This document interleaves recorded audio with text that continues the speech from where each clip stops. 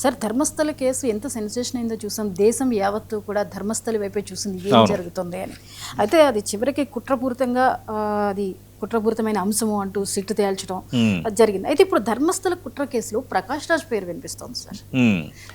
అంటే ఇక్కడ ఇది ఇంట్రెస్టింగ్ ఇష్యూ. ధర్మస్థల కేసు దేశవ్యాప్తంగా చాలా సెన్సేషన్ అయిపోయింది.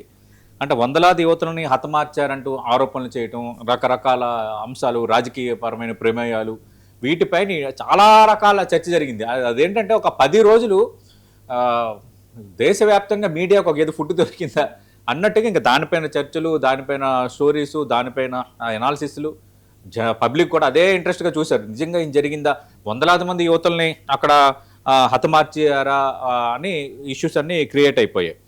అయితే ఈ కుట్రకు సూత్రధారుగా ఒక ముసుగు మనిషి ఉన్నాడు అని ఒక చర్చ జరిగిన నేపథ్యంలో ఈ వివాదం అంతా కుట్రపూరితం అని సిట్ ఫైనల్గా తేల్చింది. అంటే ఏమీ కాదు, కావాలని ఒక కాన్స్పిరసీని క్రియేట్ చేశారన్నది సిట్ తేల్చింది. కానీ ఇలాంటి ధర్మస్థల కేసుకు సంబంధించి ప్రకాష్ రాజ్ పైన కోర్టులో ఒక పిటిషన్ ఇప్పుడు అయింది. నేను మళ్ళీ వచ్చి మిమ్మల్ని కలుస్తానంటూ కుట్రదారులతో ప్రకాష్ రాజ్ అన్నట్టుగా కోర్టులో ఒక పిటిషన్ వేశారు కొందరు. అయితే 2 రోజుల్లో మీడియాకు దీనిపైన వివరణ ఇస్తానని ప్రకాష్ రాజు కూడా అన్నారు. మరి ఇప్పుడు ప్రకాష్ రాజ్ ఈ విషయంలో ఆయన ప్రమేయం ఏ స్థాయిలో ఉంది, కోర్టులో పిటిషన్ వేస్తున్న నేపథ్యంలో కుట్రదారులతో ప్రకాష్ రాజుకు సంబంధాలు ఉన్నాయి అంటే ఈ కాన్స్పిరసీని క్రియేట్ చేశారు కదా. అంటే క్రియేట్ చేయటం అనేది కుట్ర, పెద్దది ఏదో జరిగిపోయిందని కుట్ర. అప్పుడు చాలా గందరగోళం అయింది, దీని బీజేపీ నేతలు వస్తూ ఉందని ప్రచారం జరిగింది, బీజేపీ సమాధానం చెప్పుకోవాల్సి వచ్చింది, ఇదంతా జరిగిపోయింది. ఇది కావాలనే ఒక బురద జల్లారు, కావాలనే లేనిపోనిది సృష్టించారు అన్నది సిట్ తేల్చింది. అయితే ఈ కుట్రకు ఎవరైతే పాల్పడ్డారో, ఇదేదో జరిగిపోయిందని బంబాటం చేసి క్రియేట్ చేశారో ఆ కుట్రదారులకి ప్రకాష్ రాజుకి సంబంధాలు ఉన్నాయని అప్పట్లో కొందరు ఆరోపణలు చేశారు. అలాగే ఈ ధర్మస్థలంలో తేలాల్సి ఉందన్న అంశానికి సంబంధించి ప్రకాష్ రాజు కూడా కొన్ని ట్వీట్లు చేయడం, దానిపైన స్పందించడం ఏదో జరిగింది.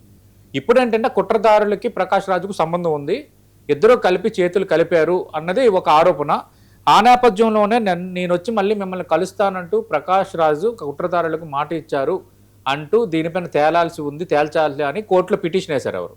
ఆ పిటిషన్కి సంబంధించి ప్రకాష్ రాజు ఏంటంటే దీనిపై నేను 2 రోజుల్లో వివరణ ఇస్తానన్నారు, మీడియా ముందు వివరణ ఇస్తామన్నారు. మరి ప్రకాష్ రాజు ఏం మాట్లాడతారు? ఈ కుట్రదారులతో ఆయన చేతులు కలిపారన్న ఆరోపణల నేపథ్యంలో కోర్టులో పిటిషన్ దాఖలైంది కాబట్టి ఆయన ఎలాంటి వివరణ ఇవ్వబోతున్నారు అన్నది ఇక్కడ ఆసక్తికరం. ఒకవేళ సిచ్యువేషన్ వరస్ట్ అయితే ఆయన కటకటాల్లోకి వెళ్తారని కొందరు అంటున్నారు. కానీ ముందు ఆయన ఏం మాట్లాడతారో చూద్దాం. ప్రకాష్ రాజ్ ఏం వివరణ ఇస్తారు ఈ కేసుకు సంబంధించి, అసలు కోర్టులో వేస్తున్న పిటిషన్ నిలబడుతుందా, కుట్రదారులతో ప్రకాష్ రాజ్ చేతులు కలిపారనటానికి కోర్టులో పిటిషన్ వేసిన వాళ్ళు చూపిస్తున్న ఆధారాలు ఏంటి, ఇవన్నీ కూడా న్యాయపరంగా తేలాల్సి ఉంది. కాబట్టి ఇది ఇక్కడ వరకు మనం మాట్లాడుకుందాం.